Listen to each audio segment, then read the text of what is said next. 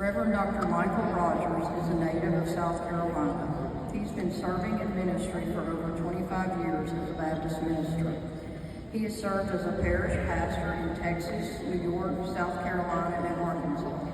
He holds Bachelor of Arts degree from Columbia International University in Pastoral Ministries and Bible.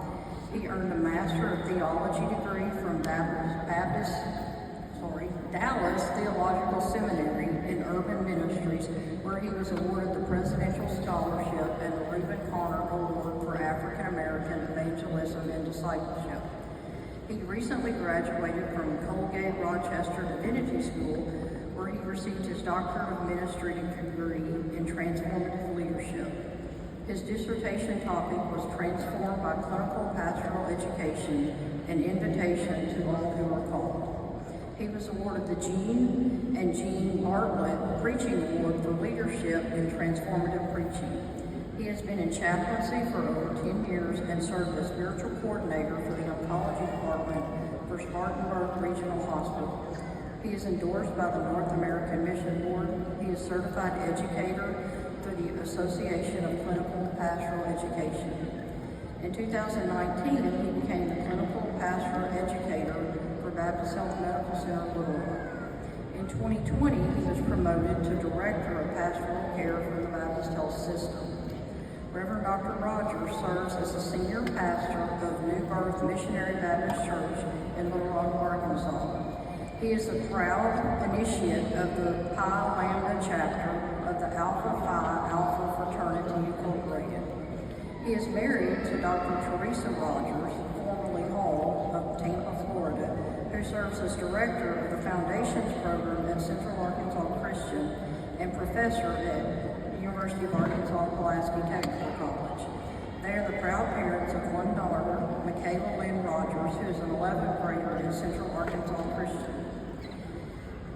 It is unequivocally clear that Dr. Rogers loves God and God's people. His key inspirational verse is Philippians 4:13, which states, "I can do all things through Christ who strengthens me." Please join me in welcoming Reverend Dr. Rogers.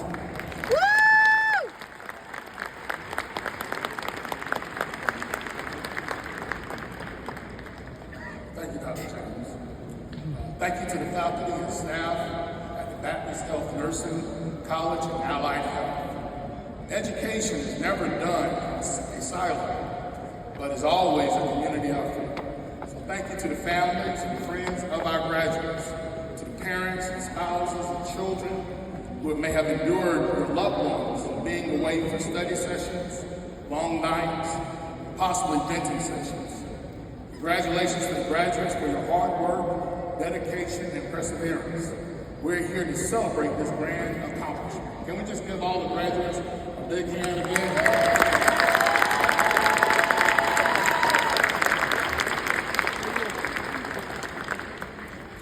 The definition of commencement is a beginning or a start. While formally ending a level of training, you're beginning a new level and career. This time can be simultaneously exciting and anxiety-filled experience. I want to encourage you with the passage from Jeremiah chapter 29, verse 11. It says, "For I know the thoughts that I think toward you, says the Lord, thoughts of peace and not of evil, to give you a future and a hope." This verse, in the context of this verse, is when the prophet Jeremiah is faced with some challenging and chaotic times. Israel was in captivity, and Jerusalem is in ruins. It left the people wondering, where is God? And whether God still cares. Yet, amid these times, God says, "I know the plan for you."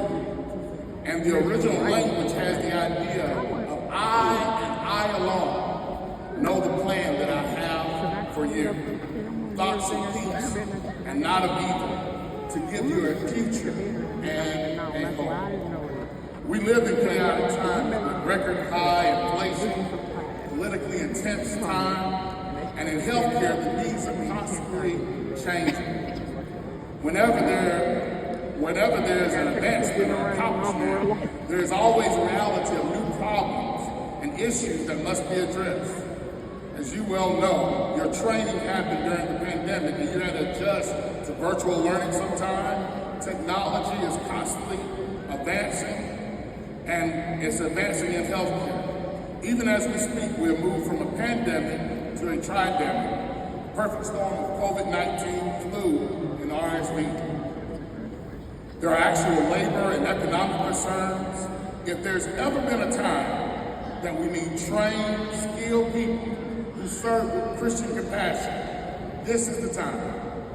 Please let me remind you to not be anxious during this time, but remember the God that brought you here and has the power to keep you through whatever you're going through. Jeremiah isn't just facing external existential realities, but if we're honest, the greatest enemies are not external, but we're often with the internal voices that are so hard to fight. Feelings like imposter syndrome. According to the Harvard Business Review, imposter syndrome can be defined as a collection of feelings of inadequacy that persist despite evident success. Imposters suffer from a chronic self-doubt and intellectual fraudulence that overrides their successful external proof of competence. There will be times when patients and families will make you feel inadequate. I encourage you first to trust yourself and trust your training. Absolutely. You have done the work. And I will also encourage you to trust your colleagues. It is never a sign of weakness to ask for help and to continue to get training. Continue to craft your skills to be better skilled in whatever you're called to. For this reason, we are constantly practicing medicine. I love that God says his thoughts are of peace and not of evil, to give us a future and a hope. We need people who can see what's in us before we can see it ourselves. They know our potential of our future, and they keep believing in us, even before we think we can believe in ourselves. Thank God for parents, our parents, loved ones, and others who pushed us because they saw our future and hope. Don't get me wrong, it doesn't always feel good to be pushed. And I'm sure, even on a day like today, we're probably thinking about some professors who might have pushed the wrong way. That's all right, y'all don't have to say amen there. But realize they push us because they realize that the enemy of greatness is complacency. And you can't grow if you're always comfortable. For me, one person that pushed me that I think about even on the day is my 7th grade social studies teacher. Her name was Miss Freitas. And she had and despite her 4-foot, 3-inch frame, she was a no-nonsense teacher. In my 7th grade, I was about the same height that I am now.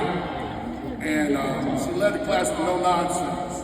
And if she said the wrong thing, and I'm a little bit older, so it was a different day, she would grab you by the ear and pull you down to her level and speak to you.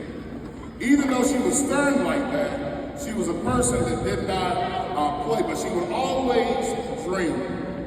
When I was young, she was a person that would push you to dream. She also worked as a drama teacher, and she found out I played the piano. She said, Michael, I want you to play for the parents' conference teacher banquet for background music for our luncheon. Nervous, I told Miss Freitas, I only know 2 songs. She said, well, you better master those 2 songs and keep playing the 2 songs. And nervous as I was able to kind of keep playing, but she was a person that would kind of always push you. I grew up in a small town that did not have a play or did not have dramas that was going around. So it was Miss Rogers that took us to the next county in order for us to see what a play would look like. I didn't have an idea to want to go to Broadway, but later in life when I relocated to New York and was able to attend Broadway shows, it was because of what Miss Freitas saw in me. As a shy, introverted kid, I thank God for music, and I also thank God for Miss Freedoms, because it taught me leadership skills, and God used it to also get me prepared or call me to ministry. I thank God for people who challenge us, who can see what we can't see, who will speak into our lives and not just look at where we are now, but where we're going. And you know what? On a day like this, please know you're not here by yourself. We stand on the shoulders of giants who have gone on before us, that have prepared the way for us. And thank God for those folks who have pushed you to see a future and a hope. I conclude with this. Friends, let me remind you that ultimately, God is the one that has a plan for us. And his plans are for peace and not of evil. And guess what? Despite what the present circumstances look like, he has a great future and a great hope for you. So onward and up. God bless you.